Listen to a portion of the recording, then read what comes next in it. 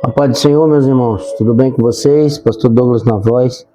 Estou passando aqui para gravar mais uma aula, como prometido. Antes de gravar essa aula de hermenêutica, exegese e homilética, né? Que isso é bom para pregadores, aqueles que estão iniciando, aqueles que já estão pregando, aqueles que estão querendo ser um professor de escola bíblica ou um professor de teologia. Isso é bom. Para todo aluno, para todo aquele que professa a fé e vai diante de um público, né? Ele tem que ter essas orientações. E antes de passar as orientações aqui para os irmãos, eu quero pedir o seu like, aquele joinhazinho, se inscrever, né? E compartilhar, comentar, né? No meu canal aí tem fundo musical, tem devocional, tem playlist de teologia básica, curiosidades bíblicas e muito mais, tá bom? O canal está aberto aí para você aprender. E pode me perguntar também, que eu estou à disposição.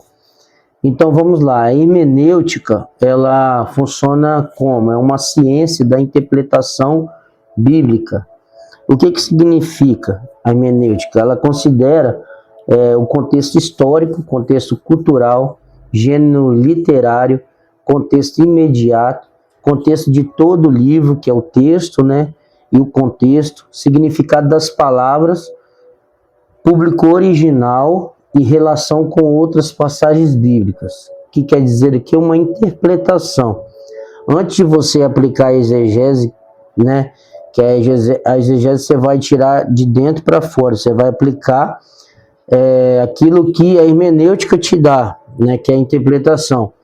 E muitas pessoas estão aplicando de forma errada a exegese porque estão interpretando errado, né? Paulo vai falar com Timóteo que muitos iam se levantar contra essa doutrina, amontoando mestres para si mesmos. Por quê? Porque uma má interpretação leva a heresia, leva a erros doutrinários gravíssimos, muito graves. Então a interpretação bíblica ela é necessária, correta. E eu separei algumas coisas da interpretação bíblica para os irmãos serem inteirados nessa situação, que é o sentido da palavra, o lexo, que é o vocabulário, o dicionário.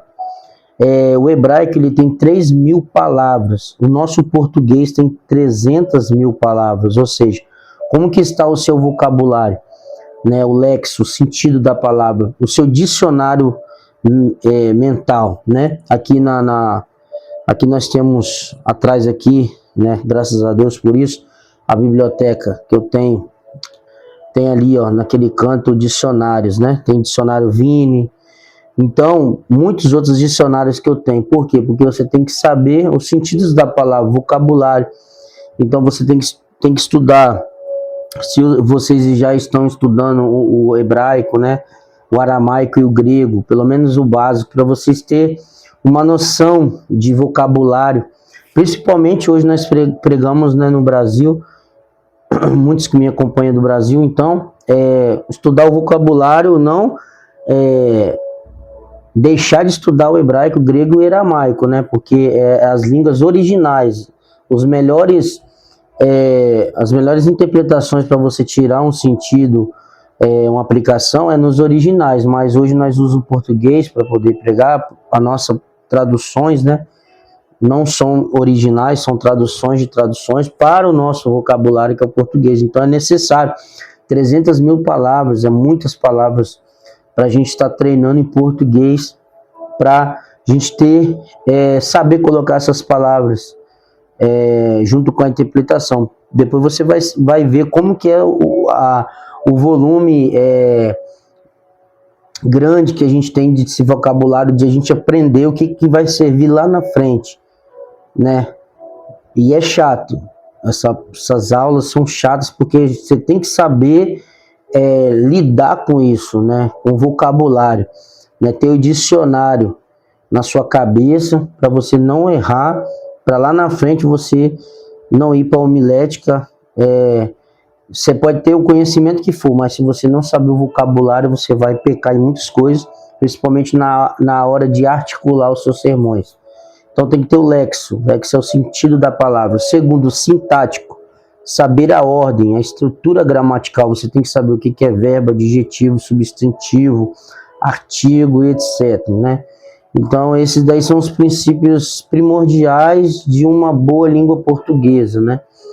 E depois do sintático, essa estrutura gramatical, é o semântico, que é o literal, figurativo e alegórico. O que é o semântico? Você vai saber se o texto está trazendo algo literal, né? Se está trazendo algo figurativo, né?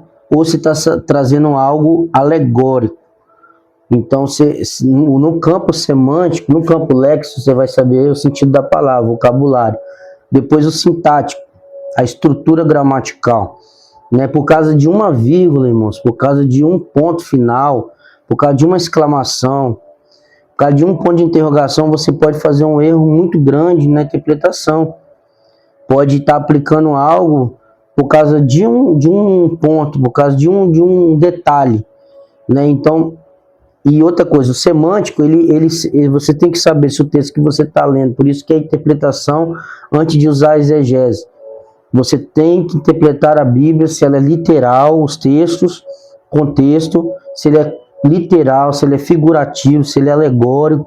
Tem muitas formas na Bíblia simbólicas, principalmente, né, no Apocalipse, ali no finalzinho do Apocalipse ali, simbólicos, mas usando a literalidade dos textos, né, usando bases textuais para poder encaixar as simbologias.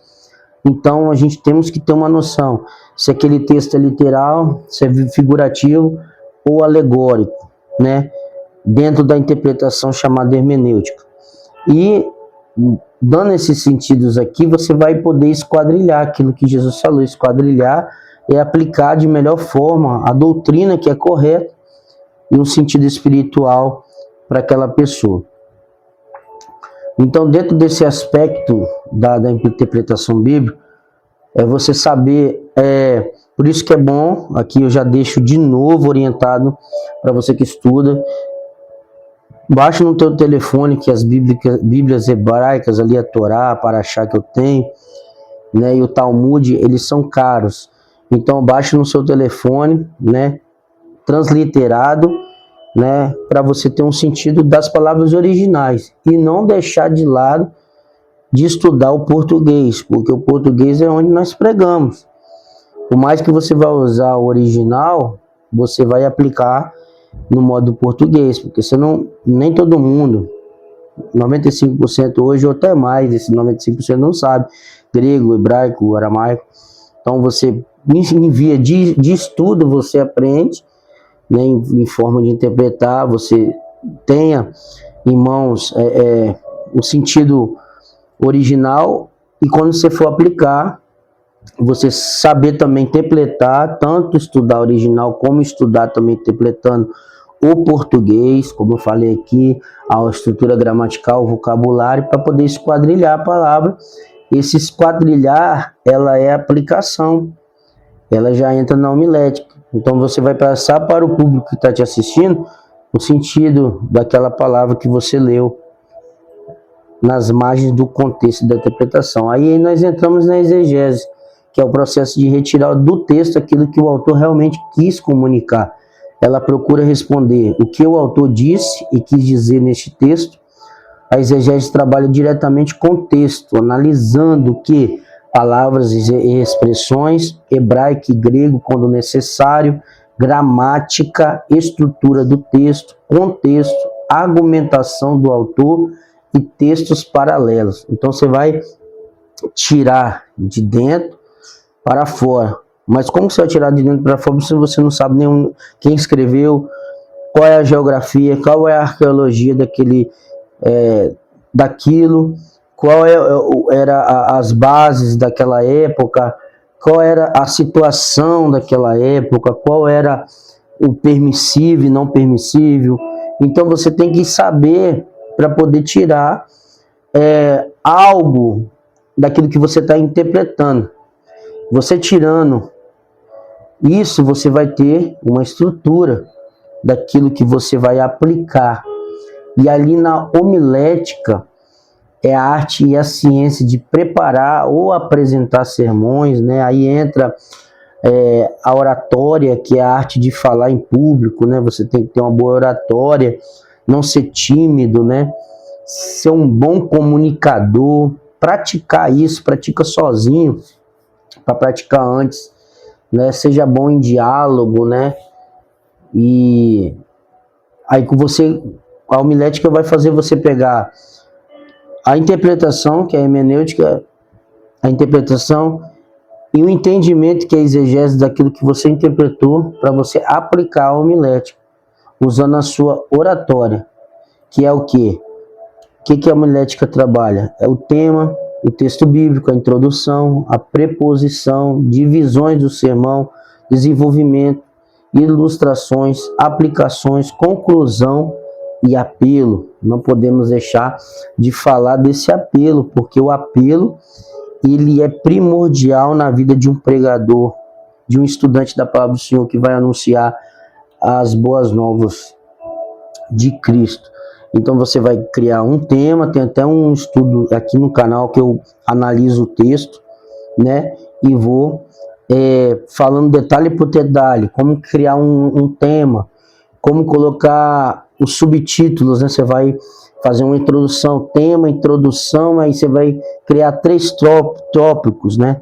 Dentro aquilo que você vai falar, né? Para depois chegar na conclusão final. Isso é chamado corpo de sermão, isso é chamado homilética, irmãos. Isso requer treinamento, requer tempo, requer oração, requer consagração, requer investimento. Olha aqui, ó, investimento em livros, horas do seu tempo, requer exaustividade, você vai ter exaustão de estudar, né, irmãos? Mas no final vale a pena, porque você vai ter uma coisa que ninguém vai tirar de você, que é o conhecimento. Pedro diz, né, que é bom a gente crescer na graça e no conhecimento. E temos que ter a graça do céu em nossas vidas, a unção de Deus, mas também nós temos que ter o conhecimento, porque muito poder mata e muito conhecimento mata também, que a letra mata. Mas os dois juntos dão um crescimento em conhecer Jesus Cristo. Então, o povo quer ouvir palavra, o povo está exaustivo de ouvir testemunhos, palavras jogadas ao vento. O povo está querendo ouvir palavra. E para você ganhar almas, precisa ter uma boa palavra, precisa ter uma boa aplicação, precisa ter um bom contexto analisado, né? Uma boa palavra pregada chama a atenção do interlocutor, daqueles que estão te ouvindo, daqueles que estão te observando, né? Que vai algumas sugestões, olha para o público,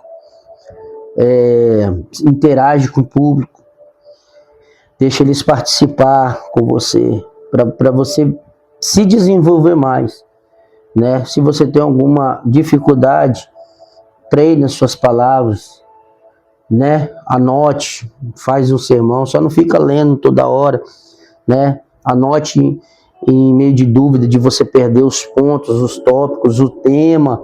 Isso tem que estar memorizado para você não ficar muito olhando para baixo. Você tem que estar sempre olhando para o pecador que está querendo ouvir a palavra, aquela pessoa que quer realmente ouvir uma boa palavra para voltar para os caminhos, aceitar, ou até mesmo não conhece. Por isso que é bom você ter o conhecimento, né?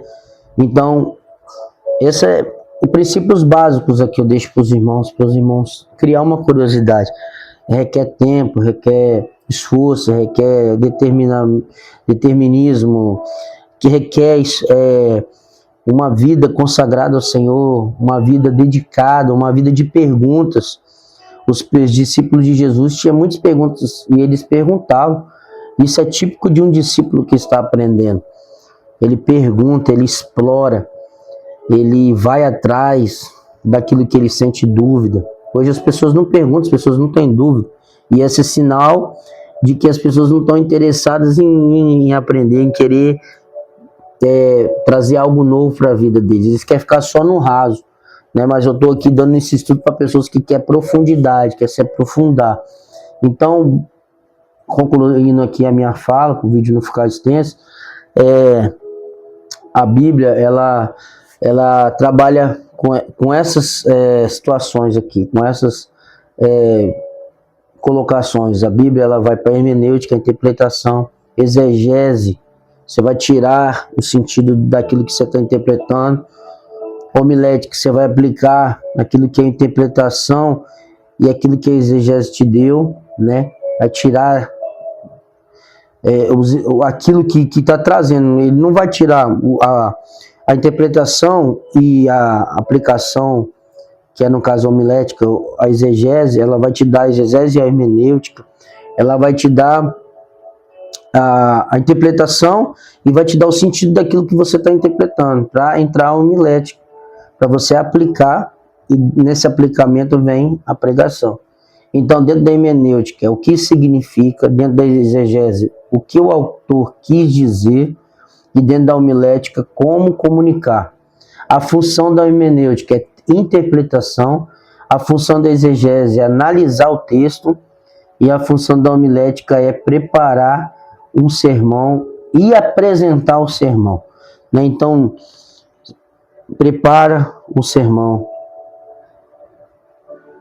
Prepara, tanto o sermão prepara você, se preocupe, analise, não saia falando qualquer coisa que você ouvir na internet, analisa, né? A gente temos que analisar. Os bereanos, eles abriam a palavra na hora que Paulo, né, claro que não existia ainda, né, a Bíblia de 66 capítulos, só foi ter o canon bíblico depois do século XVI, então, mas eles tinham os pergaminhos, tinham os escritos, eles abriam para poder conferir o que Paulo estava falando.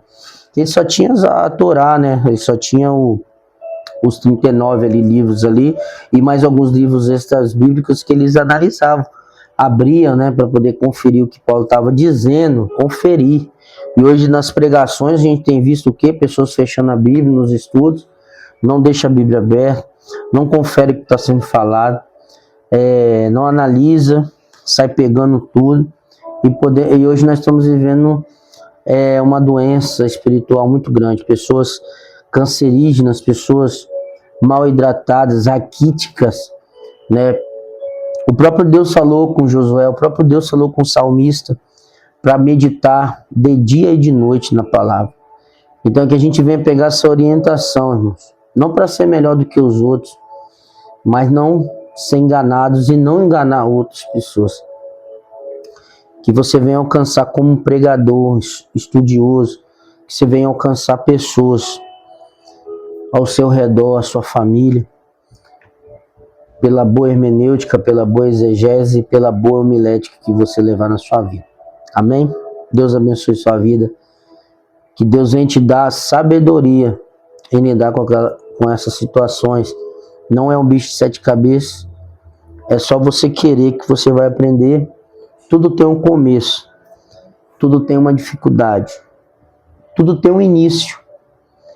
A Bíblia diz em Eclesiastes que não importa o começo das coisas, mas o final delas.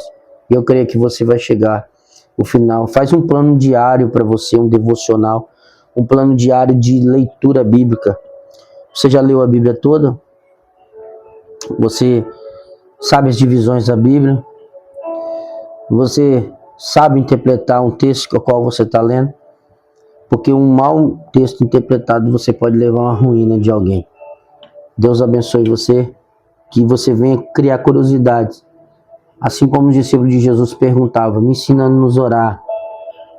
Esses dias estão para vir agora, muitos foram as perguntas. A Bíblia diz que Jesus ensinava e pregava, em Atos 1. E um bom pregador, um bom estudioso da palavra, um bom orador, ele vai estudar e vai pregar. Ele vai ensinar e vai pregar. Seja um bom discípulo, porque através de você, outras pessoas vão ser geradas pelo seu ministério. Deus abençoe. Um abraço.